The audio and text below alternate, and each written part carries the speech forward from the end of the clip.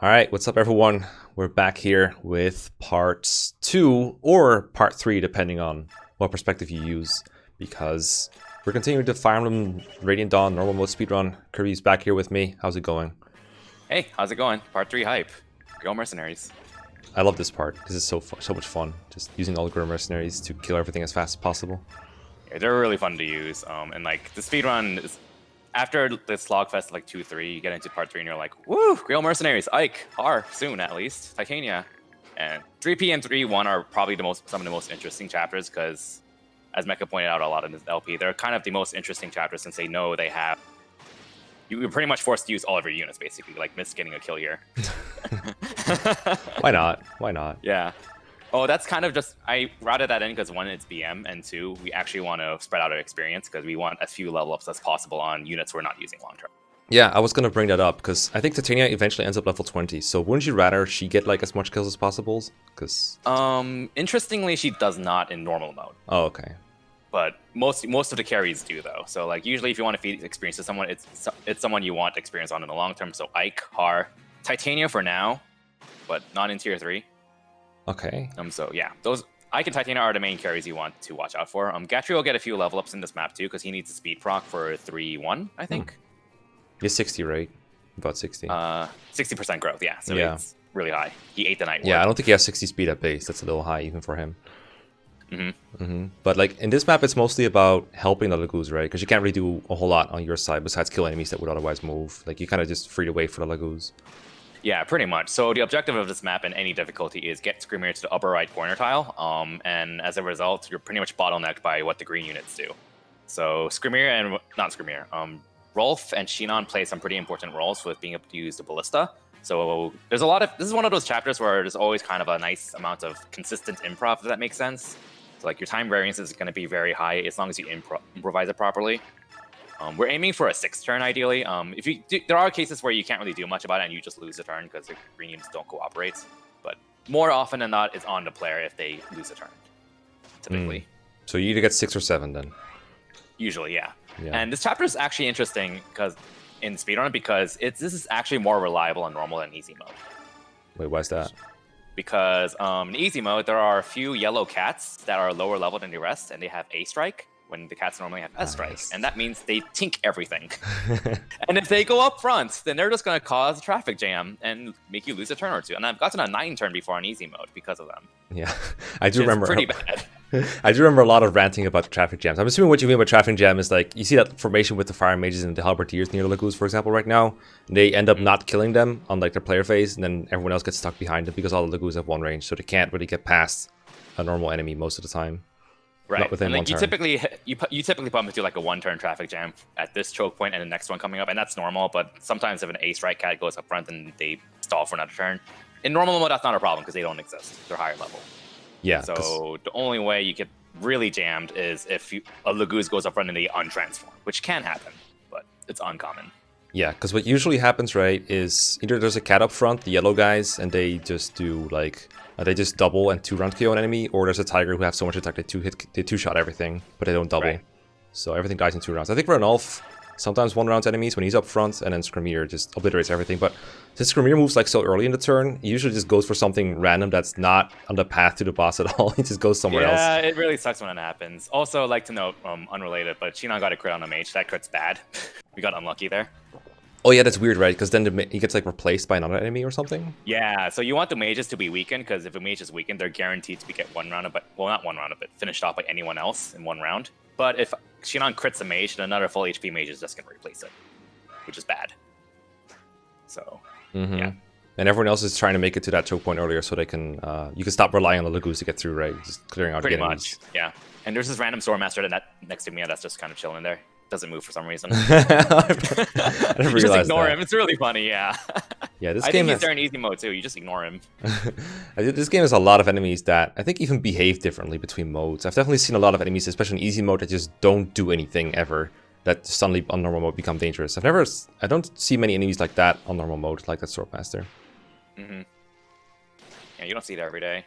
Okay, so those generals, they don't get too rounded by cats. Or tigers. They don't get too rounded by anyone either, which is why the ballista are important. So I think this is a mistake on my part. I wasn't keeping a close enough eye on how much damage the tiger did to that general. The tiger was like 1 short. Yeah. So I think later on you're going to see me kind of spend a few seconds trying to calculate if it's worth using the ballista on that right general. Oh. I should have kept that. I should have noticed that and used the ballista shot immediately. So I think you'll see me kind of waste a few seconds thinking about that. Couldn't you just check how much damage the tiger had already done by just looking at the general's current HP versus max HP? Probably. I don't know. Am I missing something? Yeah, I think it just kind of went over my head. It is what it is. Because like sometimes that doesn't work in all situations, but in this case, with like one range Lagoos everywhere, there's no other enemies that could have attacked that guy. Right. So that's something that I could have handled a lot more quickly. But yeah. So basically reset the whole run. Just reset. Which one do I attack? Which one do I attack? Yeah. Or alternatively, I might have been thinking about if I can do enough damage to weaken the left one as well, so they can break through more easily, but that wasn't necessary, so... Does it matter? I mean, the left one is like in front of an untransformed Lagoos. It doesn't really matter anymore, because the right one's dead, so they can just kind of surround it. I mean, these things I think are just like interesting to talk about for like a future. The exact same thing will probably never happen again in your whole life, because there's so much variance everywhere. But I think these kind of things are just interesting to ask. It's like, hey... could it ever matter in the future? Okay. And we just like spent like 30 seconds talking about what's like a 2-second time loss of thinking. Yeah, that's true. It just feels like a year when you're speedrunning. It's like, oh crap, I just wasted 2 seconds just thinking about this. Dang it. Hey, there's your speed. There's the speed. Yep. Speed. Didn't you like rescue drop Gatri forward so you could help out in the front? Yeah, we did a kind of a rescue chain to make sure Gatri stays forward, because he's pretty much a combat god, like the best combat unit after like Titania and Ike, pretty much. So, and Mia. Debatably. Yeah, I tried, I mentioned this last episode too, I tried draft racing with Gwimpich's team, and he got both Titania and Gatri was like around 3 or 4 pick or something. But now, I don't think, if we ever race again with the same people, he's not going to be around 3-4 pick anymore. He's going to be pretty high up there, I think. He's really good. Yo, rip cats. Oh god, poor cat. I don't know if that was good or bad, because like, I mean, it's kind of bad, but at the same time, it means one less green unit moves for the next 2 turns. Yeah, it's like less Bexp, but I'm assuming you have less Bexp to go around no matter what happens in this chapter. Yeah, so Bexp is kind of interesting, because like you have enough to reliably finish runs, but not enough to the point where you can just go crazy with them, like in easy mode. So you do have to be a little bit careful with how you spend your Bexp to make sure you prioritize benchmarks and stuff. Yeah, but you don't need too much of it, right? Because spending Bexp itself costs time, so you want to minimize that as well and just use it on like Heart Titania, maybe Ike, I don't know. Yeah. Jill, of course, but not here. Like as far as Greil Mercenaries go. Goodbye, dude. But yeah, so of course, since this is the current record that you're seeing, this is a 6th turn. Otherwise, if it was a 7th turn, that would lose almost a minute, and that's basically a reset. Yeah, because you got to watch all these Lagoos to move around, transform, all that stuff. Yeah, I don't know when Screamier moves. Like, it feels random. He sometimes moves first, but usually he doesn't, and then sometimes he'll just go capture the tile immediately. I don't get it. I have this weird conception that Screamier will move first if he can capture the tile, but that might just be me. I know in other turns... I don't remember when he moves here, but we'll see. It's like, throughout the chapter it's hard to track, because I think the reinforcements move before him, for example. Like so this is kind of a scary turn here, because it's like, Screamier will attack and prioritize attacking a random unit over capturing. So like I had to make sure that I blocked off that general to make sure Screamier can't reach that general. And then I had to really hope that general doesn't kill the bottom Lagoos. Otherwise I'd probably lose a turn. Because if that general attacks the Lagoos below him, then Screamier has a chance of attacking the general instead. And then just wait, the tiger dodged. dodged. The tiger dodged, yeah. So, and now they're all just on transforming. That's just silly. Yeah, so there is such thing as like the Lagoos breaking through too quickly, and this was actually almost one of those cases. Because if they break through too quickly, then there just isn't any space for you to move Titania or Ike to do anything there. Yeah, because they made it there, like, to that crossroads, like, almost as soon as you did. Yeah, they made it there really quickly. So, Lagoos will notice this is a speedrun. They thought they should hurry up. Okay, so this is a route chapter, right? This is a route map. Timed route. But everything is timed, so that doesn't matter. Yeah. So, surprise, surprise, Titania does a lot of stuff on the right side. We're going to be seeing Shinon put in a lot of work, of course. This is kind of Shinon's, like, shining chapter to run. You do, like, the bait the guy across the wall thing. Oh, you can get spawn supports here to get I mean, it was just a crit? trade away, but both from Rolf. I think Rolf's also there to help with Shep later. Oh, okay. Because we rely on some crits from Shinon, but Mhm. of course that's not reliable, so Rolf's there to help out. I mean, he's got like better than 50-50 shot at critting over 2 hits, I think. He's really good. Yeah, it's like around 40-ish crit. And because Shinon has Provoke, that kind of works out in our favor. Yeah, that's what I always Third do as well. Get the longbow longbow guy. Mhm. Wait, Storm longbow, 1 runs dude. generals? What? Yeah, transfers, OP. Oh, right. Transfers. They're a thing now. Transfers. That explains Gatry's powers, too. Yeah, transfers help out a lot in Chapter 3P and 3.1. It really shows in this case. Because I think like every Greil Mercenary gets like transfers of some kind. Pretty much. I mean, not all of them matter equally, of course. But for example, Ike is like really helped by them, too. He gets the speed he really needs, and he caps skill, which is nice for backsping. I feel like for Titania, it's a big difference as well, because I think she usually promotes here for easy mode, I think. Because you have so Oh much yeah, back. we just don't have the Bex to do that right now. So we have to keep her unpromoted, and she has a very real chance of dying. So this is also a pretty scary chapter in normal mode. Is that the Horse Slayer guy? Or is he somewhere else? I don't think it's a Horse Slayer guy. There was a Horse Slayer guy in 3P, but we had Gatry take care of them. Oh, I remember him. I thought there might be one here. Shoutouts to Rolf and Riz taking out a Swordmaster together. Yeah, you gotta use everyone. Yeah, that's why it's a cooler chapter. Gotta use everyone. Even Mist got a kill. Damn, imagine playing all the way through Path of Radiance to get a Shinon transfer of all things, so you can beat this game faster. Ah. Oh, poor Shinon. Yo, counter. Didn't help, unfortunately. And it didn't. There was a minor mistake I made where I looked at Gatry's stats, because I think on the fly I just didn't remember if he got speed or not. It's easy to look back now and say, of course he did, but on the fly it's just kind of easy to overlook that. Because if he doesn't get speed, is it just like, okay, you gotta do something different? I use Oscar instead. Okay. There's a Halberdier that Gatry that has 19 speed, I think. 18 or 19 speed in the bottom right corner. It is random, so you could just gamble on Gatry having enough speed to double the Halberdier by hoping that the Halberdier rolled lower speed. But it's reliable to just go with Oscar instead if Gatry didn't work. Did you just lose a turn if Gatry doesn't double? It's time loss, I think. I think it's just time loss, basically. Oh, okay, because you gotta like take 2 attacks to kill him instead. Yeah, Okay. you have to move. You basically have to move another unit, and it's also just really bad to lose a turn because I think reinforcements spawn the turn after you finish. Yo, Rolf at 99 XP. That I management. know, right? That's That how you was know actually someone's never kinda going to be planned. used again, when you get 99 XP. That was actually kind of planned. Like I was like, huh, Rolf gets an extra level up if I have him attack with the ballista one too many times. I wonder if I can lower that. And then 99 XP, nice. Perfect. Time save. Perfect. Nice that this boss is suicide tonight. Is he the last one to die? I think there's like a random unit in the upper Oh, right yeah. corner. Oh, is that the Oh yeah, this guy too. Maybe that's him. Goodbye. Yeah, that 96. Halberdier is the reason why we need speed on Gatry. And Gatry 96 experience. Nice. Now Gatry just doesn't do anything either, right? Because He's not going to do anything anymore. He's Yeah, done. sad. Sad. Oh. So Shopping hard. spree. Oh yeah, 15 hand axes, I think.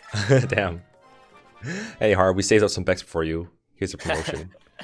So Har gets 31 strength upon promotion. We need 32 for him to two-shot the boss here. So I was like, I'll just be at Bex Spim, and he'll probably get strength, right? Because that's how bonus experience works. All I know is when you Bex par from 21 to 2020, he caps everything. That's all I know. Yeah, pretty much. But you kind of notice I left the menu, and I'm like, wait a second, he didn't Hold get up, strength. I that's need to no go strength. back. That's not strength. Crap. It's not a guarantee, but I think it's in his top 4 at least. It's like one of his top growths. Yeah, so I think someone kind of shared on Reddit how, like, a theory on how best bonus experience actually works. So, like, this isn't like 100% confirmed, but it's you might as well assume it's correct because it's statistically supported. But basically, like, you always gain exactly 3 stats when you level up. And how the game does that, or at least what people think, is that it starts with the highest growth rate of the character, rolls a stat for that, then goes to the next highest growth, rolls a stat for that, and keeps going until they've gained 3 stats. So, and in the case of ties, it goes backwards. Yeah. So in the case of Jill, who has 45 strength, skill, and resistance, it rolls a stat for resistance, then skill, then strength, which is why she gains resistance all the time over strength and skill, which is really annoying. But Res time. yeah, that's I feel like from the stats we've seen, that's basically confirmed, but it's never really been like data mined and whatnot. So, but I think it's a safe assumption. Also, this chapter's kill boss. Yeah, that's why we're not talking about it much, because I was like, well, just throw Haar in there, kill boss. And I was really annoyed here because I spent some time, like an extra second, menuing Haar to get 32 strength, and he got a crit anyways. So I was like, damn it, he didn't need it anyways. Dang it. There's no way you get into this chapter hoping for a crit. Come on. Yeah, I think it was like a 5% chance or something. So. Also, you undeployed everyone so that most of the enemies don't move, right? Because if they don't see any path to like a player unit, they just don't move. Right, which is why only the Wyvern Rider moved. All right, Ninja Haar time. Yeah.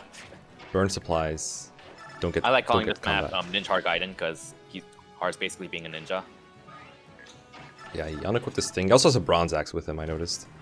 Yeah, that's actually there for a reason. You'll see soon. Oh wait, you're not doing things without a reason? What? Oh. Also, he left the gate closed, even though you could have opened it this turn. So I think what happened. I think my theory is, I don't know for sure. My theory is that Haar, I guess, like, needs like an extra turn for what he needs to do, but everyone else is like less to do. But if they open the gate, then more enemies move. Yeah. It's like, wait, you'll notice that almost nobody moves every turn. We're killing this poor senator because we want the goddess icon. No, dude, just steal with Heather, bro.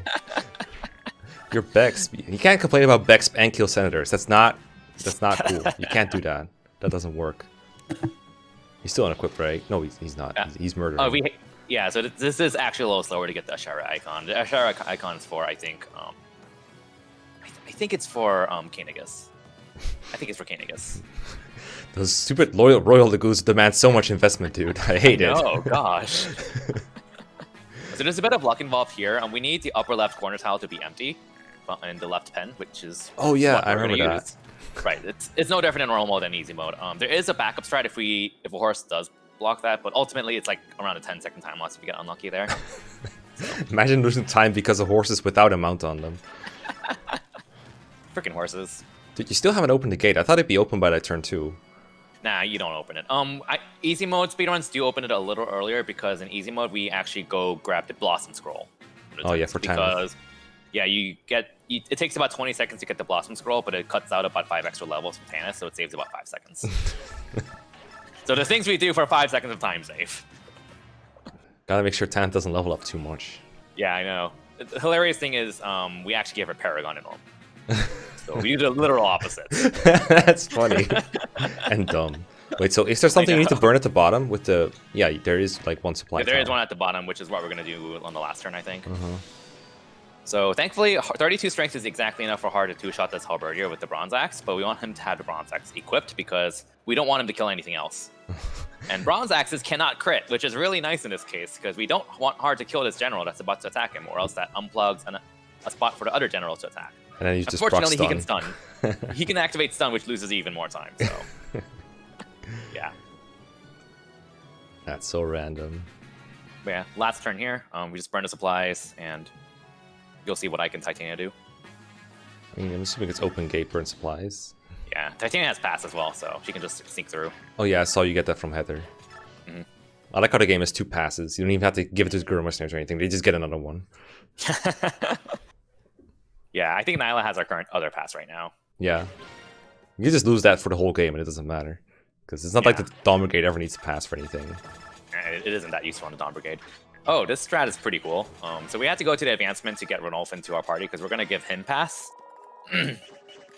Because the objective of this map is to get Ike and Ranulf to the very top of the map. And it just makes life a lot easier to give pass to Ranulf. So I think the difficulty for this chapter is like, Haar can only carry one person, right? Pretty much. So we're going to have Haar carry Ranulf and then drop Ranulf, because Ranulf himself is really mobile. And then have Titania pass Ike to Haar and then have Haar drop Ike onto the top. Oh, I remember this one. This one is really cool, yeah. And we have enough Bex to go ahead and promote Titania because she's actually going to need it. And then we're going to dump the rest of it on Ike because we don't really have any short-term uses for our bonus experience anymore right now. So we might as well cap out as many stats as we can on Ike and give him as much avoid as possible. Because he can die pretty easy on this map. Yes, he can. He can very much die on this map. Even with capped stats. What was that video called again? Rage Quit? Rage Quit 1? Yeah, I think I think it was a video from Beacon who like had to run up to this point and he was just being no, don't die, Ike, no, and Ike died. And Yeah. No, no, no, no, It no, was no, so no, no, no, no, no, no, no, no, no, no, no, no, no, no, no, no, no. And there's the other one where he like gets to part 3, and like in 3-2 you get Ileana back with all the items from the Dawn Brigade. He just completely forgot to get all the items to Ileana. Oh yeah, that's a pretty huge oof. Do the green units matter here at all? They look Kind of. So Titania doesn't have pass anymore, which she normally does in easy difficulty, but not right now because Ranulf needs pass. Machinon's actually deployed because there's a chance that a Swordmaster that's going to block Titania doesn't die. So we need Shinon nearby to pick them off, just in case. Oh, they gotta attack and the then, cat. Yeah. But then either way, if Shinon isn't needed, he's just there to lure some warriors away. Yeah. To provoke. I was gonna ask, can Titania just kill that guy? And then I realized that Titania is carrying someone and also cannot attack 2 people. Yeah. Because there's another dude behind him. I don't think she can double the Swordmasters even with Savior. I don't remember though. No, but that guy's weakened because he attacked the cat. So maybe with a hand axe or a short axe, she would have made it. Yeah. You don't have forced hand axes at this point. They get unlocked at 3/8. Yeah. So, yep. Just drop a giant cat in the middle of the battlefield. A nice crit. So one of the things in this map is that we kind of have to keep an eye on Ranulf's Lagoose gauge because he's a cat. I think if he gets attacked by the archer, which he did, then we have to grass him, which is unfortunate. But isn't that basically a guarantee? Or is that I think that archer dead? sometimes attacks other cats. Sometimes. Oh, that makes sense. They probably have worse stats on Ranulf because Ranulf's stats are pretty good. But I can see that. I think in this case, the cat, like the tiger and the cat, are literally as far away from the archer as possible. Yeah. Like it's sad because like Ranulf's a really good unit in terms of stats, and like he's actually pretty solid. And then he's a cat, so yeah. Yeah. Sad. I actually argued this with Raisins for a while. It was like, dude, people just say cat gauge as if it's like a definitive argument, but actually cats are good. And I'm like, no, dude, cat's not good. And he's like, no, no. And we just argued back and forth on a stream for like 10 minutes. Oh, nice. It feels so time lost to have Shinon sit here and just take on all these enemies instead of killing them, but I guess it's how it is. Yeah, otherwise, they would just go attack Luz. So. Oh yeah, that's true. That's gonna be like, isn't there any way for like Titania to enemy face them? But no. Okay, so here's a big drop off. Here's Ike. And Haar's unequipped because we want to avoid killing stuff if we can help it. And this is a scary turn because Ike can die if he gets hit by everything. Yeah, but with the Bex, the chances are much lower, right? Yeah, because like he just gets a lot more speed unlock overall, which gives him more avoid. Most of these enemies have like 20 to 30 hit on them roughly, which translates to like 10 to 15 true hit. So it's not high, but it's definitely happened before. It's like it feels a little scary to just unequip dudes here. That the Worm Slayer Swordmaster. The Worm Slayer dude. Yeah. It's a little scary because you want to seize this turn. If it somehow messes up, it sucks. But obviously you played this enough to know they're never going to get blocked, and Ranulf has passed, so he's fine no matter what happens. And Ike is so close to the boss, you only have to kill like 1 or 2 people to get there, I think. It's kind of a formation you see a lot in, especially Path of Radiant speedruns, where you have like a mounted carry your Lord, and then just drop off the Lord, and then one of those units is equipped, the others isn't, because you don't want to kill stuff, but you also don't want to get blocked. So right now Ike is the unit with a weapon equipped, but Haar is not. Yeah, because if Ike was unequipped, they probably blocked them all the way, right? Yeah, he would get blocked. And you only have 1 pass, unfortunately. I mean... Well, on this team, I should say. You could have just not left the pass on Nyla, you know? We talked about this. Ike doesn't have any skills right now, right? So you could theoretically give him pass here. I think so, yeah. Oh yeah, I like that you can like attack with Ike this turn while still seizing, basically. And then that frees the way for Ranulf. It's because it's only the latter of the 2 units who has to use the seize command, thankfully. So if Ranulf had to attack something here, then we wouldn't be able to seize. But yeah, he's free. Yeah, I like this chapter a lot. Early Greil Mercenaries is some of my favorite Fire Emblem chapters. Yeah, they're really fun. And then we get to this map. So, how's it going? Wait, which one was this? 3-5? 3-5. Oh, it's short. Nephenee is used to deploy Racing in her place. The 3 defense chapters in this game are like so similar in like structures. Like they're all top down with a kill boss objective at the bottom, and you always have a wyvern available that can just kill him on the first turn or the second turn. Pretty much. It's like, okay. But hey, at least they don't make you sit through it, I guess. Yeah. In fact, this game doesn't have any defend maps that have to last the whole way through, right? 3-7, that's about it. Oh yeah, that's the one, only yeah. left. That one's like survive, but yeah, that's that's a long map. Okay. Dawn Brigade! Yay! Is it the Dawn Brigade? Laguz is slaying. Oh, you only get 2 info. Oh, that's right, because the other guys don't matter, the personal weapons. So we got a Master Crown and a Brave Axe. We're gonna use both on Jill, of course, and then just dump as much levels on her as possible and hope for more strength. Does she have anything capped right now? Speed, I think. Oh, she has magic caps. Yeah. Oh, yeah, magic too, apparently. Oh, second beast killer? Okay. So the Beast Killer is surprisingly a really good weapon on its own right, because it's like, what, 8 might, which is okay, and like 20 crit. It's really good hit, so it's surprisingly pretty decent, honestly. Yeah. So, I mean, would you get it if you didn't have to fight like 2 maps full of Laguz? It's basically a killing edge, is what I'm saying. So. Yeah, that's true. Level So 14 promo feels Jill bad, here. man. I know. I'm crowning Jill here as opposed to the actual base because lag. It saves like 1 second. Damn. I don't know why it does it for this map, but like not other maps. I tested in other maps and it's like, well, it's faster on this map for whatever reason. Yeah. So here you gotta kill like 50 Laguz total to win? 45. 45. Yeah. 45 more. That's what it says, yeah. Surprise, Jill's gonna carry. I remember, I think at some point when Fika was running this, he would promote Jill like mid-map, and that was convenient because it also heals her when she fights, when she promotes to Oh third yeah, tier. I forgot about that. I don't know if that was like the whole intention or if it's just the way it works out. Like, obviously if you don't crown her, you get more level ups, but you also have to see more level ups, and you have like worse, what I was gonna say, you have worse stats early on because you don't have the promo bonus. Right. Yo, nice. Well, I'm well ups like that though. I guess you don't need it. I think Jill has a, she needs to hit 32 strength, I think, 31, 32. Or what, To Mordecai? 3-shot Ike. Oh, 3-shot Ike. Oh. Yeah. Which, I mean, it's not strictly important per se, but if you have to 4-shot Ike and she has 70 hit on him, that's a little bit of a move. It's a lot of reliability thing. I was gonna say, like, that sounds like something you're doing with the Brave Axe, so you're gonna get 4 hits anyway, but I guess you're gonna get 4 attacks anyway. You're not necessarily getting 4 hits. Yeah, and we actually use Blitz on Ike later on in part 3 to make sure his biorhythm is lower when Jill has to kill him, and she still has 70 hit on him. So Damn. yeah, without Blitz, I would have been like what, 50 hit? Yikes. Would have been a huge oof. I mean, Whip a Triangle matters, I guess. That's a nice exposed Micaiah you got there. Yeah. Okay, so like the core of this strat of this chapter was thanks to Beacon. I was really surprised to see Micaiah just kind of out in the open too, but then when I play with it a bit more, I'm like, huh, this is actually surprisingly safe. It's dumb because your initial like instinct is to just put her on the island where you start, but I think the part where she's right now, all the Laguz have really low move in the swamp. Yeah, So- that's the thing. And like any of the ones that could potentially reach her are going to get owned by Soph anyways. And then eventually the ones that are attacking the yellow units, they'll clean up the yellow units, but then the Donkey Kong, I mean Black Knight, Burger King. Too many names. The Burger King will Too many spawn and recurring be villains. able to- I know. The Burger King is going to go ahead and clean them up anyways, so surprisingly safe. That yellow sniper though has been a trooper. The 3-6 sniper is the new meta. You thought it was about the 313 archer, but no, he's here. One thing that's not that's hard to notice is I think Soth needs 24 speed ideally. Mm-hmm.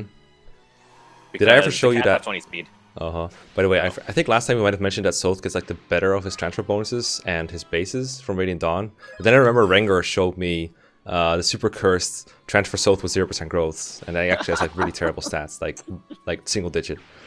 So That's pretty funny. he does not get the better of his stats. No, he gets whatever you get him in Path of Radiance. Thankfully, this one was pretty good. Oh, hello, Mordecai. Goodbye, Mordecai. Sorry, Mordecai. Friend of Laguz. Not Morty. He dies in the Path of Radiance speedrun, and he dies here too. How is Left not transformed? What the hell? Yeah, I don't know what's up with her AI, but she does attack Jill though. So But Fire Emblem AI. does she have gauge? Oh, she does now. She's maxed. She yeah. just gained it because I think last turn she didn't have max. Mhm. Yeah, whenever I play this chapter, like when I played this recently, I never got to Lethal Mordecai. Not in draft races and not in the hard mode when I played. Yeah, because it's like if you don't have it strictly planned out, and it's really scary.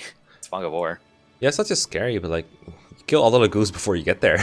Like Yeah. you just meet the chapter requirements. If it wasn't for speedruns, I would not know that Mordecai and Leth are there. Oh, really? Well, not technically. I mean, there's always some clown talking about how you can steal a Lagoo stone from Mordecai to get it for full loot, Oh, that is a thing. but always some clowns talking about that. It slightly hurts, not gonna lie, it slightly hurts to see you kill untransformed Lagoos and waste the XP. Yeah, I can see that. But you gotta do what you gotta do. I mean, I guess it's technically faster. I mean, I don't think it matters whether you get like a lot of XP or almost no XP for speedrun, because you skip the XP bar anyway, but you get more level ups that way, I guess, if you kill more dudes. Although for Jill, she gets max level anyway, probably, so... She eventually hits max level, but we do want as many levels on her as possible for more strength and skill, so... Yeah. I mean, she's gonna get them anyway, right? But the earlier you get them, then the earlier she'll have them. The better. Yeah. Hit rate on Ike and everything. Survivability, I assume. It's kind of funny, because like in Radiant Dawn, like, I actually kind of want her to get skill more than strength, just because like her strength growth is... Okay, it's the same as skill, but like her strength cap is kind of lower, and she typically gains strength anyways from her bonus experience. So it's like usually the stat that she doesn't cap by end game is skill, and in end game she has to land around 70 to 80 hit rates in a row. So Oof. that's kind of fun. That's Generals, hammers, yay! All the generals with the hammer, woo! Just use parry, bro. If only you could parry on enemy face. Soth is surprisingly good here. I always feel like this is the chapter where he falls off in hard mode, but I noticed on this and like on easy mode that he just kills everything. Oh, that was not a menuing mate error, by the way. I was checking the Lagoo's gauges for all the untransformed Lagoo's, because I want to kill the ones that is farthest away from transform. Because that one, whichever Lagoo's that are farther from transforming are less likely to transform and kill themselves on the Black Knight. So Again, they're so close to Micaiah, but I'm pretty sure there's like a log to the north of them that stops them from going for her. there is a log, so it's pretty safe. Black Knight having fun. Yeah, it's so nice that on this island they have full move, so a bunch of them can suicide into him. Yeah, I know. It's not like he can move very far in the swamp anyway. I also like how Jill just makes like a clockwise motion over the whole map. Like she went like up, right, down through the whole thing.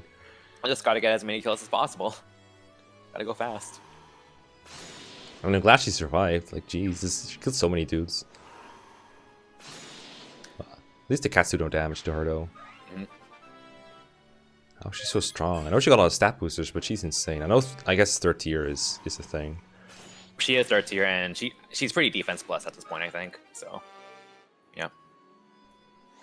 There's a chance I lose on... Stupid untransformed Lagoos.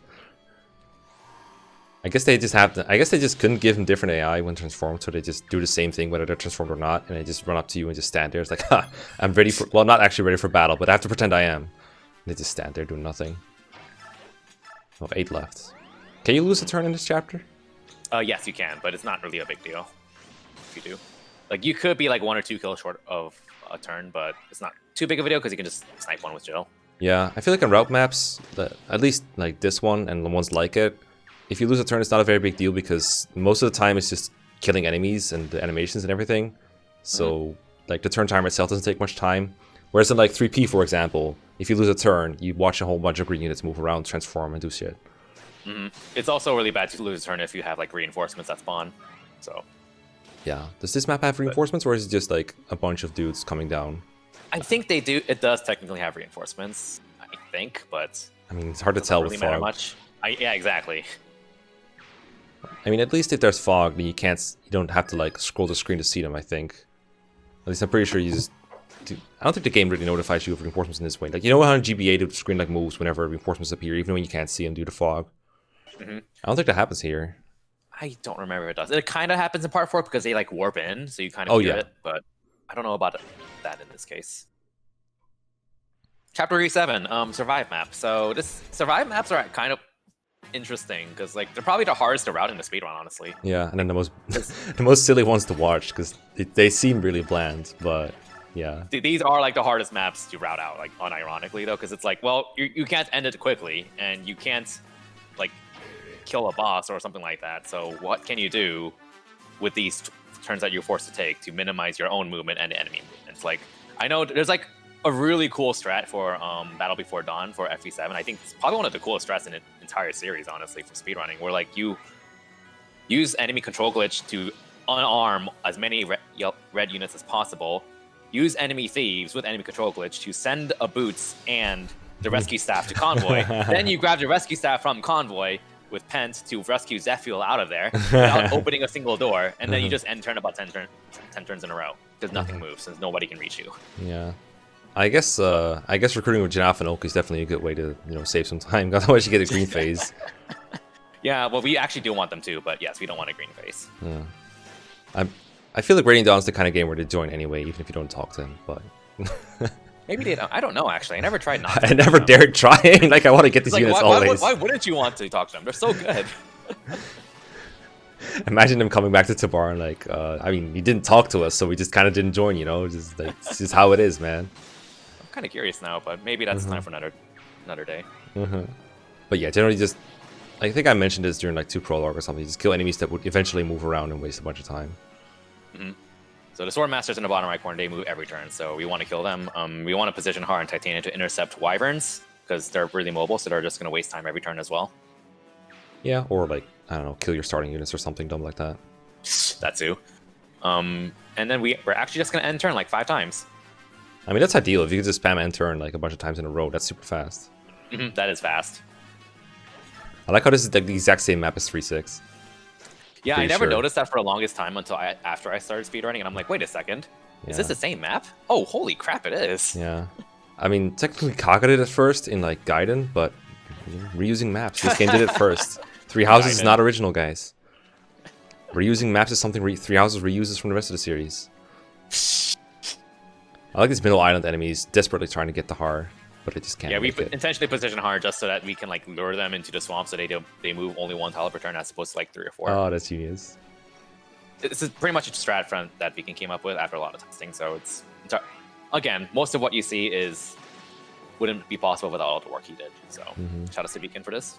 Oh yeah, he like tasked the game to make sure he like minimize turnover. Damn, that's another good level up on Haar. You're so lucky. Haar good. I guess Haar good. I like how the Black Knight moves like one of the last 2 turns or something. He just doesn't get anywhere. I was very surprised not to see Haar just move out of range of the Draco Knights, but I guess this would still move for like 2 or 3 turns, so that's still a lot of time. Yeah, they would keep moving, so.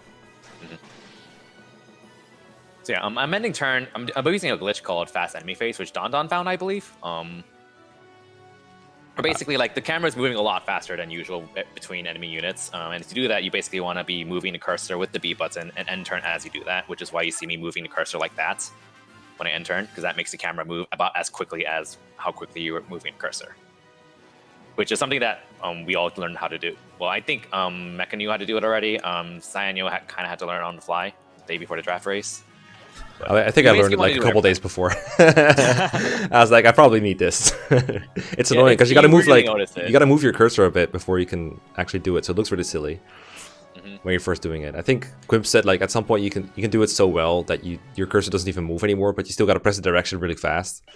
Yeah, ideally your cursor should never move if you do it, but like you don't want to do that because the risk of not getting the fast enemy phase can lose you like 20 seconds from 1 turn. Yeah. Well, not 20 seconds, but a lot of time. So. Oh, save your Haar back. What's next again? 3-8. Lava map. Yep. Yeah. Okay, lava. Yeah. So we're gonna be dumping a lot of bonus experience onto Haar. I think there's some benchmarks we need to hit. Let me see. Yeah, we need 38 strength on Haar for this map to work. To like one our generals with hand axe or something. Kill generals with hand axe. Kill the boss with the hand axe, I think. Oh yeah, the boss is super bulky. Yeah, he's pretty bulky. And then we need to feed Titania a bunch of levels as well. Ideally, she hits 31 strength and 28 speed. If not, it's not the end of the world, but that's ideal. You just said that as Haar was being bexed, and that made me realize just how far Titania is behind on Haar stat-wise.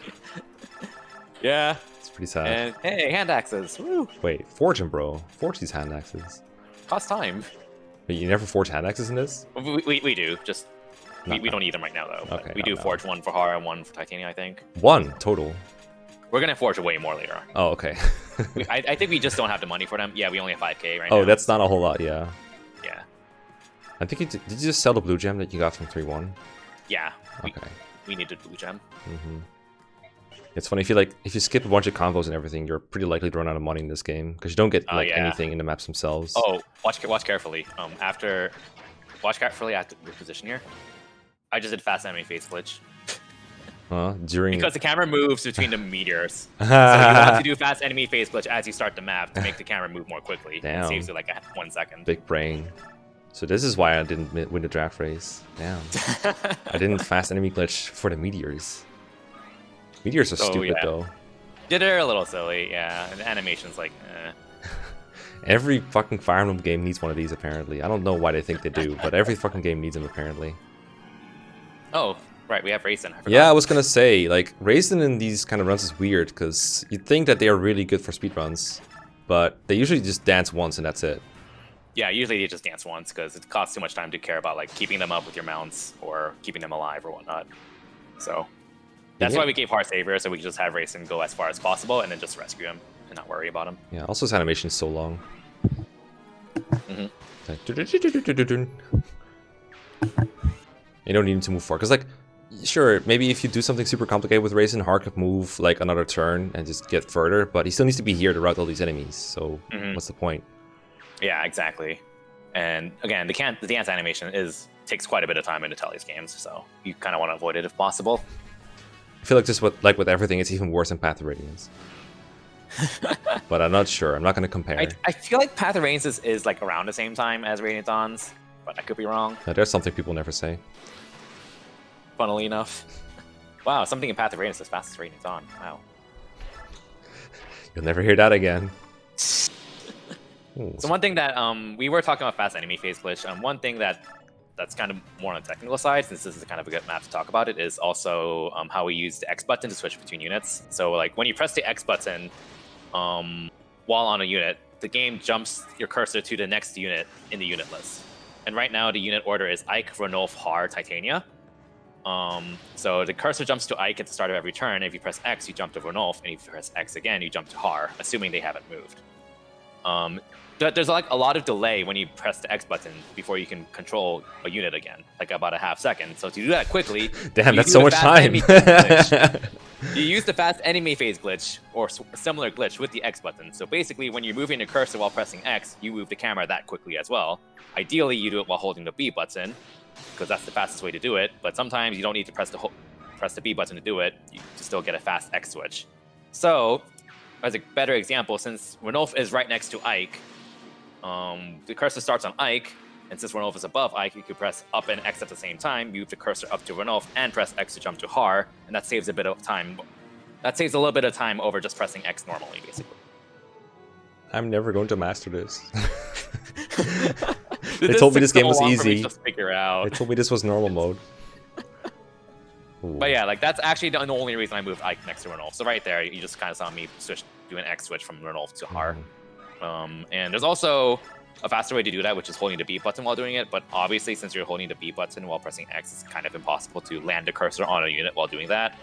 So you save that for if you want to jump to the first unused unit on the list. So like if we want to move Haar and Titania, and then have Ike do something else afterwards, and that's a scenario where we will do that instead. Is that general supposed to like survive Haar, the guy that's at 1 HP right now? Okay. We got unlucky. That general rolled higher stats, and also a weapon triangle. So. Yeah, I think that's the worst for like, but there's like a healer on the map, they tend to run towards those and not attack. But I think in this case, there's no healer. Oh, there is healers, right? At the bottom. Yeah, there are, but it's not too big of a deal in this case. It is a turn loss, but since there aren't any reinforcements from the turn loss, it's not too big of a deal. And this boss is the reason why we need 38 strength. Yeah, he's bulky AF. Oh, that healer is like, okay, I'm gonna run up to that general. He needs my help. Haar's like, oh, hello. Wait, there's this giant dragon blocking my way. Crap. You know, I'm right here, right?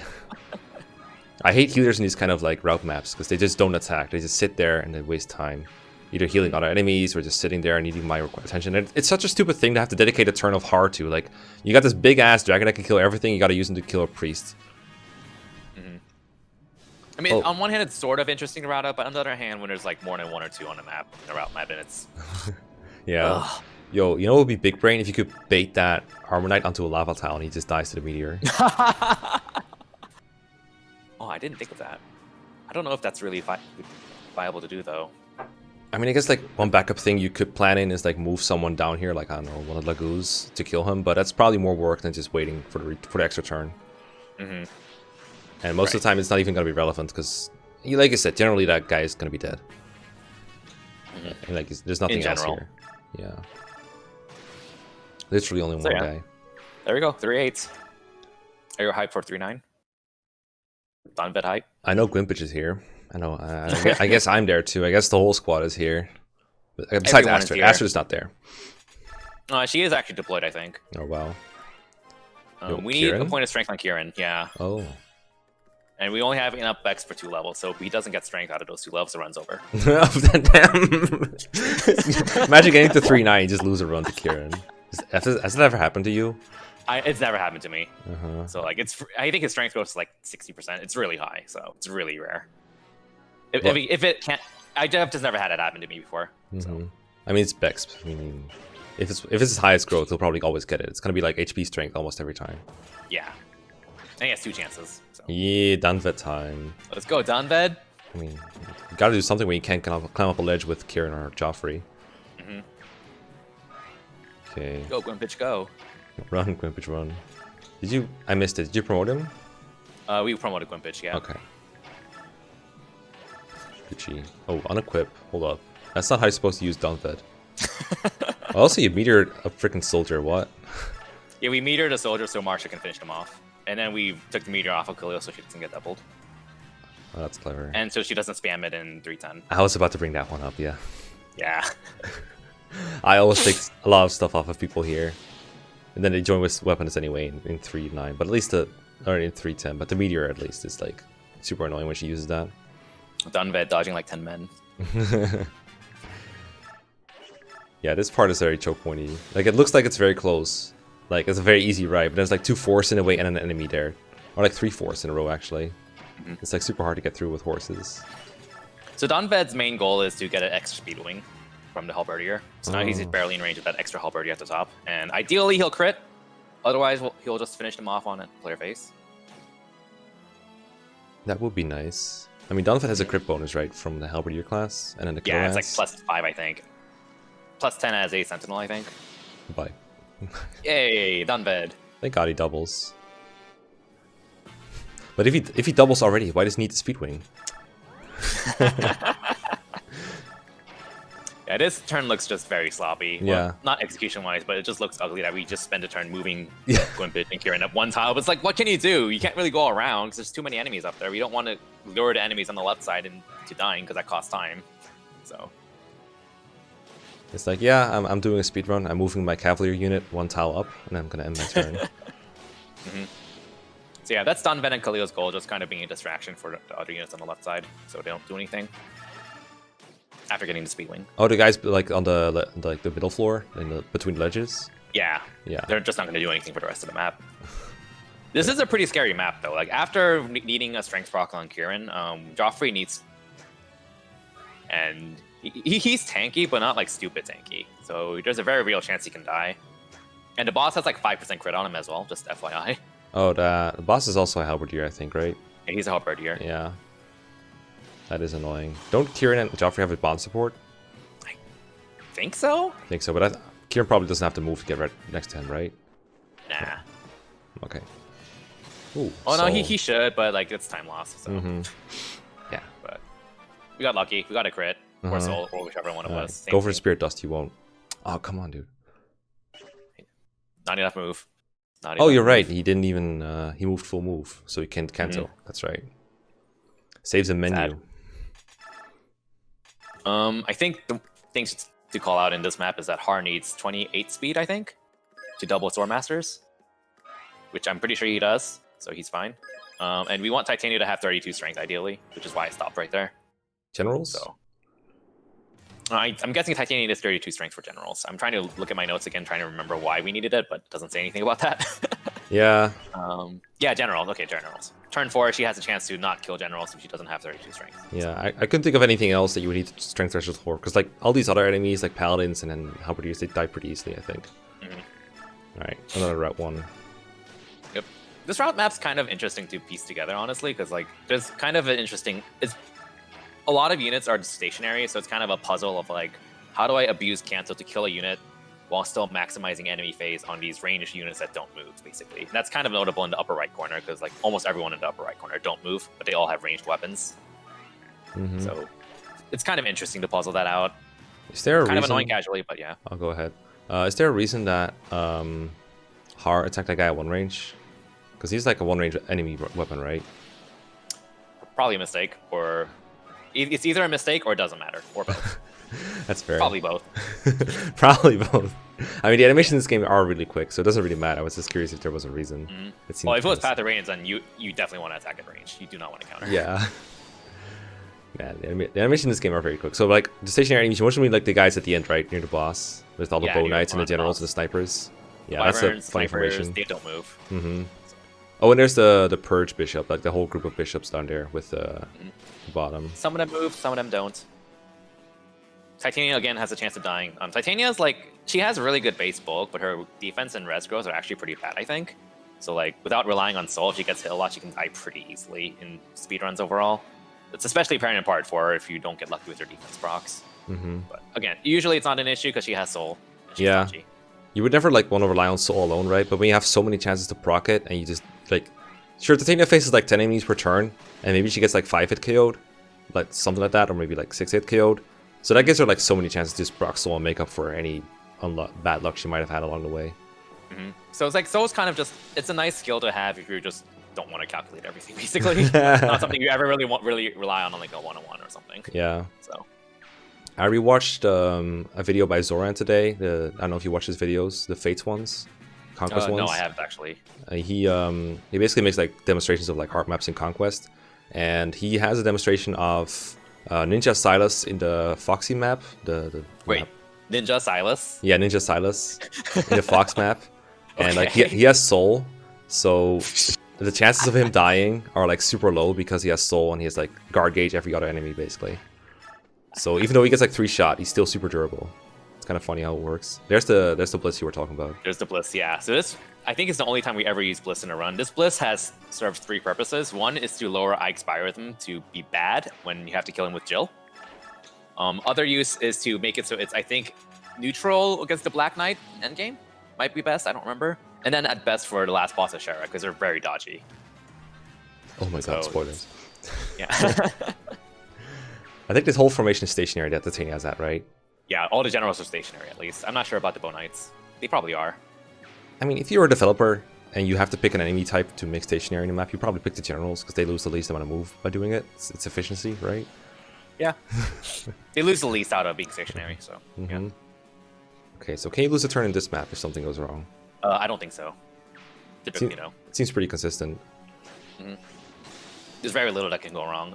I think in easy mode, I don't remember if this is a normal mode or easy mode. I think it was the easy mode thing. I tried to route in using Gatry at the bottom area, and that saved a turn actually, and thus a wave of reinforcements. Unfortunately, it turned out to be like 10 seconds slower because you had to promote him for it to work. I was about to say, he has 99 XP, I don't want to deploy him, or 96. It would have been so awesome, because like if Gatry and Ike can just clean out the bottom area, then you can just have Titania and Haar kind of tag team and clean up the upper right corner way more efficiently. But that's alas, it was not faster, so... Because I can see so many spots where you want Haar to be at, but it can only be in one place at once. Yeah, exactly, so you can kind of just leapfrog Haar and Titania using Racing to get up there by like turn 2. If you use Gatry and Ike in the bottom area, but... It requires too much time investment into Gatry, so... I really appreciate that the Grummy Ronas don't have a chance to do anything here. They just move around in that's so FP4 nice. formation. It's so nice. Oh my god, now I get it. Because I've been playing FP4 a lot, and I never really understood what you meant by that when you made that joke. But then now I've watched some Let's Plays and played it myself. It's like, oh wow, this is such an FP4 formation. Everything moves in a block. They just don't want to leave each other. They just want to hold their hands.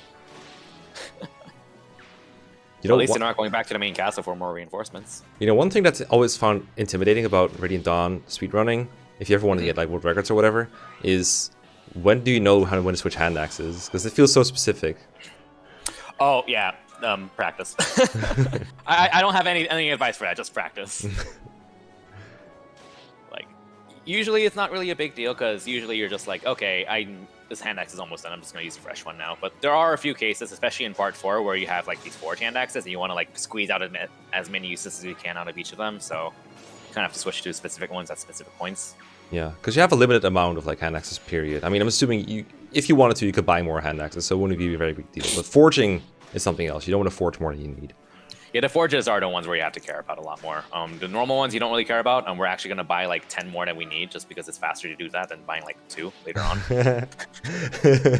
Because you can like press down or something, right, to get like a bunch at once? I think it's up, but I don't remember. Yeah, you're probably right. Dude, Joffrey almost routed the map. He almost finished it by killing one guy. Thanks, Gwimpage. I'm assuming that other bishop has like L-Light or something. Not Purge or just Physic, like they like to do. And well, that map's done. Basically. Yeah. I think that... No, that was not a close threshold at all. That boss was going to die no matter what strength you have, I feel like. Yeah. That was not close at all. In other words, you don't care. I mean, sometimes bosses can be stupidly bulky, but I guess not in this game. More like a FE7 thing to make bosses overly bulky compared to normal enemies. Shouts to Bowker. Oh, Bowker from FE7 did map with where Lynn's crew joins you, I think. Yeah. He's really bulky from what I remember. Yo, 20k gold. That's a lot of forges. It is a lot of forges. Yo, Ragnell time. Dude, Ike's speed is so good. He has 30 speed. Transfers OP. The power of transfers and Bex. Transfers are such a like cascading effect on someone like Ike, because he just caps like 3 stats earlier and then everything else gets better too because of the Bex. It just makes such a big difference and just makes speedrunning just so much more enjoyable, I guess, just because it's so reliable. Is Har gonna cap here? He goes up to 18, I think. I think we need to conserve some Bex before Tanith later. And 18 is kind of like the nice threshold for Har to cap almost everything anyways, but still hit level 20 by the end of part 3. That's stupid, because I think he gets like 1 HP per enemy. Yeah. So that just says like how much Har gets used. Yo, I appreciate Leth and Rolf being deployed still, because it's just faster to not undeploy them. Yeah. Go Tanith. Tanith doing work, actually getting weapons. Tanith with transfers is pretty darn good. I looked at her stats again without transfers, and I definitely recognize I'm foiled by transfers Tanith, but they definitely make a really big difference for her too. That's a nice flying combat unit. She's not really going to be used for combat in this map, but later on she will. Oh, I guess not getting a rescue turn 1 in Seas map. What's going on here? Janeth? What's going on in this strat? That's so many people for what could just be rescue, Har, run through map, win. Well, we got to kill all the units nearby the base. Oh, because otherwise they'd like run to your starting point or attack Leanne or something dumb like that. Yep, pretty much. Dude, Leanne is like... I'm never prepared for Leanne's arrival in this map, and then suddenly she appears like, oh shit, she's gonna die. If I keep her there, I gotta move backwards with everyone. Get an awkward Janeth's pretty much there just for like 2 reasons. 1, because he's good, and 2, he flies so he can be another unit to rescue Leanne out of there after Tanith triggers and is spawning. Gotta block those pitfalls. Dude, playing this map in a draft race where you just don't have enough units to block pitfalls with is such a pain in the ass. I know. Because we banned Har, and then like only 2 people have Hawks, and they are not even that good at fighting everything. Because, you know, Gauge, 1 range, etc. So I drafted Tanith and Marsha, so that was actually really nice for me. I mean, you still kind of gotta know where everything is, and I mean, there's not that many snipers on the map, I guess. It's not that dangerous for them, but you kind of gotta know. You need to know what you're doing with them, because they're not hard. they did die. My Tanith did die to snipers twice. I did battle save, so it wasn't as big of a deal, but yeah, that was definitely an issue. Ah, yes, good old put the NPCs on halt. Goodbye, Mr. Hawk. That guy's stupid, by the way. He just stays there no matter what. I would direct these NPCs like all the way left, and yeah, that guy is just nah. I'm staying where I'm at. I'm happy with the place I'm in right now. It's like, okay, if you want to die, be my guest. Poor Janeth got burned. But yeah, obviously you halt the NPCs so they don't waste a bunch of time or suicide or whatever, like Tabarin on the crossbow guy. I mean, Tabarin cannot keep up with Har in this chapter probably. What do you have on Har again? Like past Savior? I don't think we have past. Definitely Savior. Definitely Savior. I don't remember if I have Pass or Celerity on him. I think Celerity. You probably have Celerity. I don't remember you switching it off, and you think he's had like Celerity all the way through. I think Pass is a thing on him for easy mode, but not. Yeah. Well, no. Celerity was always a thing, because Pass used to be an older strat for easy mode on this, and then I found a strat to use Celerity instead. It saves like 10 seconds or something like that, so... Yeah, I was gonna say, like, when you look at the map formations, Pass seems like the way to go, because it's mostly just horizontal movement through a bunch of enemies seems like much faster, but you actually gotta put it on him and everything. And Celerity is still like so fast, because there's always like a hole in their formation that you can exploit. And you see that formation I mentioned before where Har is unequipped, so everything attacks him from the left, but Ike is equipped to Ragnar, so the path is always going to be clear to the right side. Again, something you'll see a lot in Path of Radiance speedruns. Not as much here. I mean, if the enemies wanted to, they could block you, right? For example, like that Bone Knight, if you just attacked Har and then canted to the right of Ike. I think he always cancels like super far away for whatever reason. So Yeah. I mean, once you've AI like was routed it, smart, then obviously yeah. it's not gonna happen, but yeah. It's just weird how that always works out. And yeah, I just counters the guys and kills them so they can't stay there and get in the way. Nice Horse Slayer. Horse Slayer are going to be useful. Horse Slayer Ike is meta now.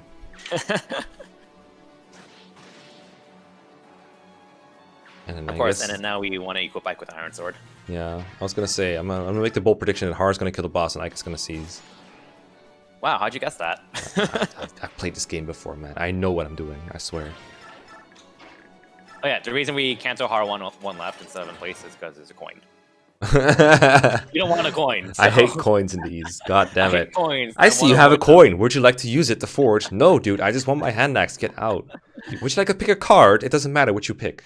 They're all the same. Ooh. Alright, so yeah, we're getting a second Master Crown for Toronio because this is another one of those Dawn Brigade maps where you just have to get a lot of kills, but Jill alone isn't enough to clear it quickly, so we want Toronio to be competent. So we're just gonna promote him. I talked about Toronio on this map like for draft races with Quimpage after I used this team because I had Toronio for the draft race and I made him really good for this map. And when I first did it, I thought I really got value out of him. And I thought it was a really good pick. But then I played with his team when he only has Zyhark for this map basically as a carry, and I felt like it was just as fast to just use Zyhark for this, which is really weird. But maybe I just fucked up, or maybe it's just my intuitions were not right. Maybe Toronio would have been much faster than Toronio plus, or like just Zyhark is much slower than Toronio plus Zyhark. I guess it was also because in the draft race I had Voluk as my carry here, who doesn't have 2 range and he needs like 2 turns to get that might grass have been up. a big part of it. That probably didn't help. I think in hindsight, Zyhark was the better carry than Voluk, because the 1-2 range in this chapter is kind of huge. Yeah, I definitely got a lot of value out of Edward for this in the draft race. Oh, shout out to Toronio with 7 hand axes. Yeah, again, you just bought like 10 hand axes because it's faster, right? Yeah, so the reason why is because, well, one, we want to auto-equip him with the hand axe, but also we need like 2 or 3 more in convoy, so the fastest way to do that at the same time is use all of our money to buy 10 hand axes and dump them all on Toronio. Also, Voluk half-shifted, it just didn't do anything. It just half-shifted, stood there. Yeah, he's just going to half-shift because we want him to not die. That's fair. Voluk dying would be bad. It's a game over. And tier 3 Jill. So much here that her current weapon's going to run out, so we kind of have to take advantage of a drop that she's going to get to swap weapons, basically, mid-enemy phase. I was going to say, you don't want it to break like mid-battle. It's always awkward. So she's using what? Steel Axe? She's currently using a fresh forged steel axe that we got from part 1. And then once that's almost gone, yeah, we forged 2. We're going to swap that out and use I think we swap it out for a different forge. Probably a different forged steel axe. That makes sense. Because I think you forged like an iron when she started out, and you forged 2 steels, and then she has the brave axe somewhere, and then some hand axes. Well, we don't want to use the brave axe on this because we kind of want it not broken for endgame. Yeah, it breaks kind of fast. Yeah, there goes the iron axe. Yep, there it is. So now you have 2 steel axes still ready, I think. That Looks makes like sense. Yeah. And like for these kind of maps where like you need the attack to like 2-shot like generals and stuff, so you can't use the hand axe. But you want the hand axe later to like kill snipers, right? So usually what I do there in these situations is use the 1-range weapon first to get rid of the 1-range enemies that I need the 1-range weapon against, like the generals, to get the attack. And you switch the hand axe to kill all the snipers and stuff. Yeah, that makes sense. I don't think it really applies here. I guess there's 1 sniper that attacked you, but there's not that many ranged enemies in her range yet, so it doesn't really matter what she uses range-wise. Jill putting in work. Yeah, I mean Toronio too. Like that ledge position is so good. Like his starting position is fixed, right? So you can't put anyone else there really. I guess you can get Soth over there if you really wanted to, but he doesn't one-run everything like Toronio does. Toronio alone is enough just to take care of like 4 or 5 enemies here, so puts in some work. 4 or 5? Is that it? I think so. Seems like it. I don't know. I just remember him killing like 20 enemies here for me when I was doing draft race. Now? But again, like 4 or 5 at this point. Yeah. It's always so tempted to just put the NPCs on Rome and let them do some work too, but they're not good enough at routing things, and they just get out of the way. Like even in normal playthroughs, I just don't want to do it because it's still so slow. Jill still has Paragon, right? She should still have Paragon, yes. Yeah, because I see her like get 2 XP, and like that's a suspicious amount for someone who doesn't have Paragon. You probably have Paragon. Yeah, I'm sure she still has Paragon. I think a lot of these enemy units are tier 1, so... Yeah. Yeah. They're really weak. Easy pickings, I must say. It's kind of weird that they had tier 1 enemies at this point. I can understand tier 2 because the Dawn Brigade just hasn't had the time to get to tier 3. Theoretically, you did it anyway because, you know, gotta get filthy to beat this game. But tier 1 enemies, like after the Lagoos in 3-6, what do you think we can handle, right? Like, if we... Yeah, that's a bit of an oof, but it's like, I kind of wish they gave you only tier 2 enemies because you need the experience really badly. That too. It's like an extra slap in the face. It's like, okay, here's fighters and archers and knights. I just wish a Dawn Brigade had like 1 or 2 more maps overall like this. I think that would be kind of reasonably enough without... Yeah, I don't know. Nice Luna proc. Very important. Wow, nice Luna. Right, so yeah, easy mode 1 turns this. Obviously, in normal mode, I think we need more kills. I could be wrong, though. We take 2 turns, but the second turn's really quick. So, no biggie. Voluk almost doing work, but not really. Almost. Well, he's going to be important next map. Pretty important. Ooh, okay. I do like Voluk, but in part 3 he really is too slow most of the time to do anything. Either because you have shift him or because you have to transform him with grass. Yeah, I get that. I mean, I think mine probably hit SS strike somewhere either here or like 313 or something. Which is stupid when you think about it. He just becomes like a Lagoos Royal. But it's still like... so it sounds like my Janeth. Janeth was so good. Oh my god, he carried so hard. I remember when you picked... to Barn without form shift. It was great. I remember when you picked him off immediately after. I was like, okay, I'm taking Ulki before he's gone. It's like a lot of these are like very similar in this game. That you just Tempest Blade for Tanith, right? Yeah, for Tanith. Yeah, they just like the Herons and stuff. It's like, okay, there's like 3 of these, so I don't have to pick them yet. But once someone picks one of them, it's like everyone just feels like, oh shit, I gotta pick some of these probably before they're all gone. At least that's why I picked Raphael and no one else picked a Dancer for like 3 rounds. Yeah. He was still nice though. Okay, gotta kill Ike, right? I mean, we could defend for 12 turns if you wanted to. Jill barely hit 33 strength. She just hit 33, so that is nice. Oh, that's for the 3-shot on Ike, right? Ooh. You don't you don't strictly need it, but you don't want to have to rely on landing 4 out of 4 hits. Especially if you're not battle saving. Yeah, especially with a skill screw Jill. Because her skill is like kind of mediocre. So full loop distracts like 1 dude. Interesting. And Jill starts killing stuff. Okay. So I don't know what causes this, but there's like a really small chance that random Lagoos can just block Jill and Bolok into reaching Ike, and that's basically run over. So I'm always kind of scared here. I've never been able to figure out what happens and how it happens. Like I've seen it happen with the exact same Jill occasionally, but not always. So I don't know. But. That's very weird. Because they all have 1 range. They should either should be able to attack or you just don't block anything. I guess like they can stand like 2 spaces away, but like why? Why would you not attack? I guess maybe there's a Lagoos that doesn't reach them, but they can reach like a Tau that blocks her. But she has multiple ways to get to it's Ike, basically right? a Lagoos that doesn't attack anything. So like you'll see a few move that just kind of move diagonally, but you'll see there'll be kind of a narrow-ish path that Jill can take. Oh, like those two beasts that just moved, they can sometimes block her. I see it now. Yeah. It's rare, but yeah, if they do it, then you're kind of screwed. Yeah. I was one. Oh, there you go. Yeah, the shove. There you go. I thought he would be strong enough to like 1 round in terms of Lagoos, but it's even better. He just shoves. Goodbye, Ike. Nice stun. Yeah. So that was what 70 hit with a bad biorhythm Ike. Yikes. Yeah. Yikes. All right. Well, we're almost done. Just 3 endgame left for this part. Almost longest done. map in the game. Like actually. So yeah, there's a lot going on in prep. So remove Savior from Haar. We're gonna go ahead and just dump a bunch of Tanith to promote her, because she's gonna be carrying a bit of 3E and also carrying her team in part 4. Yeah, like she's pretty much the next best Bjork flyer we have after the Wyverns. Yeah, rule of thumb is basically like if someone's gonna do a lot of work and you need to big spin them at some point, might as well do it early, right, to get the stats. Yeah. That makes sense. Again, I like that you can get there just based off bonus experience. So you don't care about missing proper level ups, I guess, for lack of a better term. Yeah. In this case, transfers help her a lot. So. Oh yeah. Yeah. She gets like strength and speed. Both, I think. I think almost every stat actually. Her base stats are so good in Path of Radiance. Oh yeah, this is the laggy menu of hell. So laggy. I think you could literally see the lag when I'm like, trying to menu over. So. I think I saw it. Yeah, usually it's a bit faster, but I mean, you've obviously tried to get this done elsewhere. It didn't work out because not enough Vex, I guess. Meteor Makalov, new meta. Just a bit of trading, just to empty some inventory. Don't you love it? We have like 5,000 nearly broken hand axes. You're just like, all right, just dump it all. Then we get some new ones. Titania actually doesn't have that many axes left. I guess you're gonna forge more here. Yeah, we're gonna be going on a giant forging spree soon.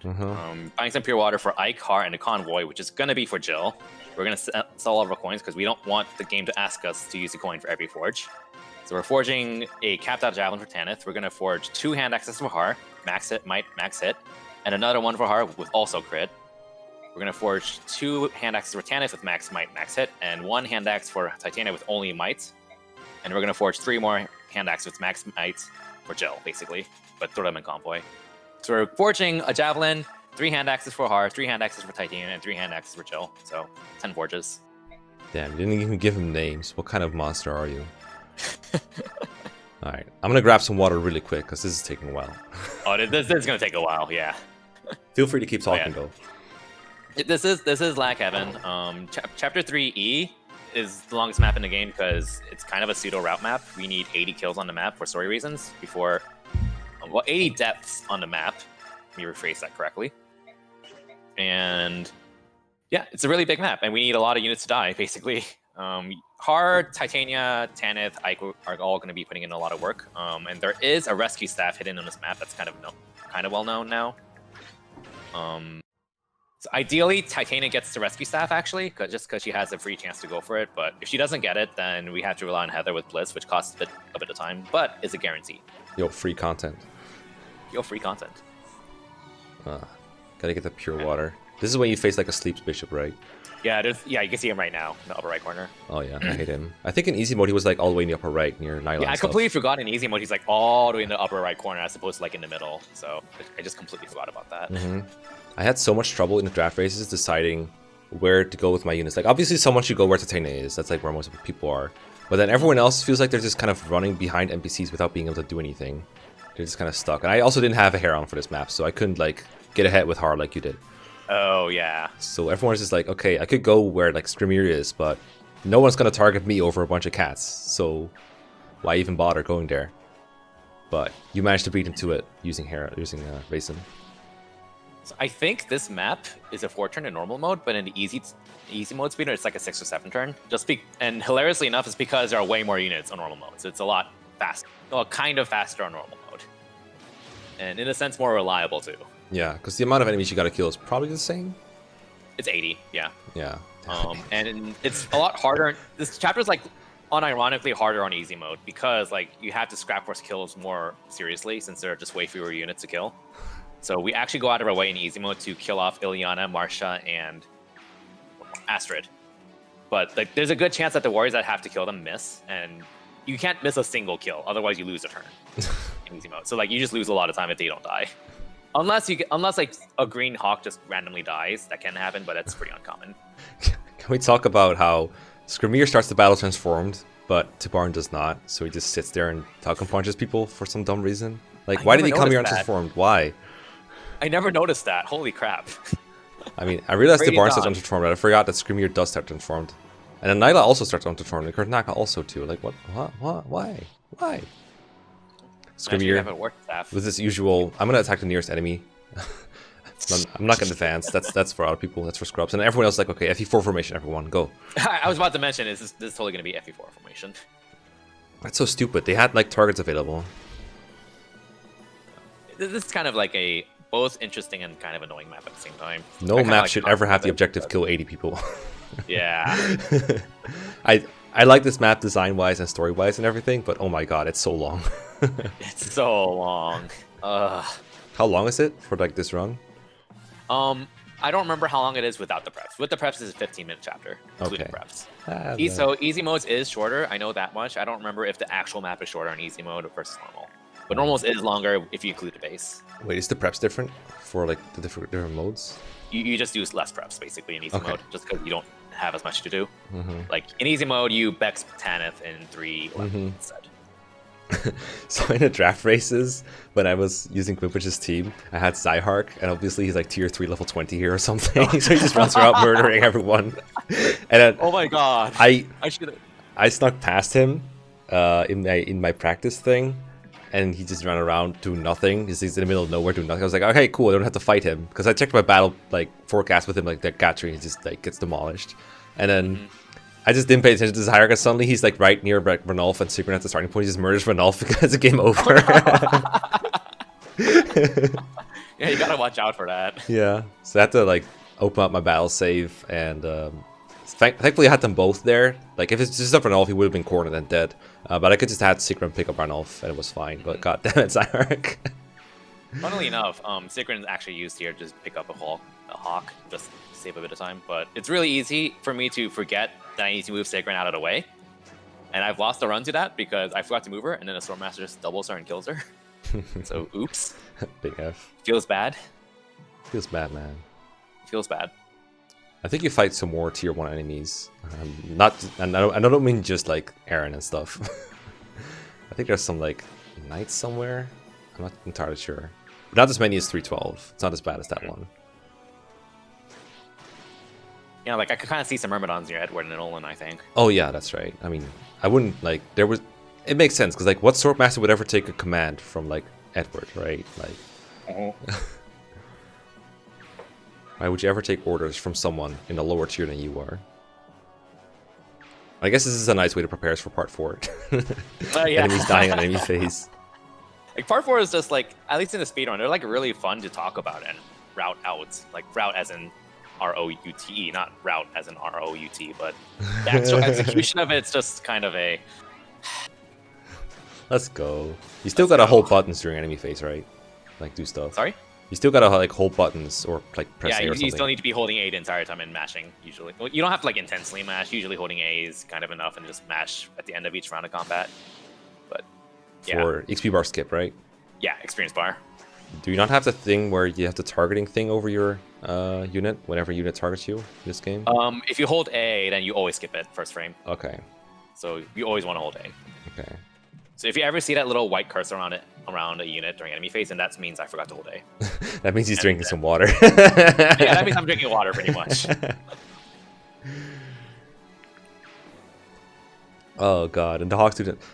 At least, I guess it's just the enemies. I remember this chapter, the camera is kind of whack, where like, for some reason, like there's like several different enemy armies, and it keeps jumping between them instead of having all of them move in a sequence. It's easier to explain on enemy phase, but like for example, that group of paladins that like Tanith is attacking, what would happen is like one of them would move and suicide to Tanith, and it scrolls up to Haar, where like an enemy suicides into him, and then scrolls to Titania for like a knight to suicide into her, and it just keeps jumping back and forth like that. Jumps them back and forth. Yeah, I don't really know what causes that. But... Goodbye, Zyark. Yo, nice rescue grab. Yeah, I mean, we got lucky there. We got Damn. really lucky. So Tanith has like what? Probably like 30 skill at this point, and best biorhythm. So best biorhythm gives you plus 20% chance to find a hidden item. So she has like a 40 to 50% chance of finding a rescue staff. Titania, right? Which is really nice. Yeah, on Titania. It saves you a bit of menuing and also means you don't have to move Heather. If she misses it, then I would have to use Bliss on Heather, and then the next turn move Heather, dance for her, and then have Heather get the rescue staff with a 100% chance to find it. I remember. We got lucky. I keep bringing this up, but I remember in my draft race, I had Kieran on this tile for like 3 turns in a row. He just didn't get it, and then last turn I had another free attempt to try it, but I just forgot and it just killed the last enemy, and I just didn't get the rescue staff. Yeah, I think you mentioned that. Oh, that's sad. I don't know if I could have used it. I got 2 good uses out of it. One is to get a unit out of trouble, I guess, someone who's about to die in 3-2. I mean 4-2, and another one for 4-5 skip, of course, in the draft race. I mean. Yeah. I don't know if I could have used it because I think the only staff user I had was like Bastion, and sure I could have maybe killed Azuka with him, but like Bastion alone can let you like meteor or Laguz around him, and then someone else can kill him. Azuka. I don't remember exactly what I did. I don't think I had a flyer there though. Oh, if you didn't have a flyer, that would be a little oof. Yeah, it's so hard to justify sending a flyer to Azuka because you really want flyers for desert. I didn't have that many. I had like Ulki and Jill, and that's it. Like, I think I did exactly the same thing as the speedrun because I sent Tanith there. I mean, you had Marsha too, Marsha and Janeth, so I had plenty of flyers. Yeah, you had 3. That's different because like you wouldn't like pass up a flyer on the desert just to for the like Azuka kill, right? That's not happening. I would not. I sent both Marsha and Janeth to desert. I think I don't think I had any flyers for Ike's team. Okay, that makes sense. I mean, Ike's team doesn't really need like anything. Yeah, you don't need to move a whole lot. Like, sure, 4-4 is big, but you gotta go through like every corner anyway to clear everything, so there's no like fly skipping going on. But for Tibarn, you can get some value out of his route. Yeah. Also, the upper right corner, that's where like Nyla is, but I think Gribachetsi only moves if you're within 4 tiles of her, apparently. I guess. I don't remember. That sounds right. I mean, I think Haar's 5 tiles away, so yeah. So it's probably right. Wait, did you grab Jill already? Or did you just fly up to you without attacking? I think Jill just flew up and didn't attack. In Yeah. easy mode, you do recruit her because, again, in easy mode, you're so strapped for trying to get more kills since there aren't as many enemy units that you recruit her so she can help kill more stuff. You could just kill her as an enemy. That's +1 kill, right? I know Haar cannot kill her though, because they literally cannot fight, and you don't have anyone else there, presumably. So I guess you just can't kill Jill there. I think the map will end on this turn, though. Yeah, I think you're at 74 or something. Getting close. So yeah, wrapping up part 3. Longest map in the game. Yeah. Part 4, right? Yeah. Kind of like the most interesting part, but also most annoying because it's like tedious. But at the same time, you see so much variety of units used, such as Ulki. Endgame is really cool. I like Endgame Endgame a is lot. like, yeah, this game speedrun just ends off on a really high note because even 4E1, which is a really long route map, is just so epic and fun. I don't even mind it. 4-5 is also funny. Looking forward to 4-5 those. is pretty great. But part 4 generally is really good. But you will see that the next time in the last part. So until then, thanks for joining. Goodbye. Yep. See ya.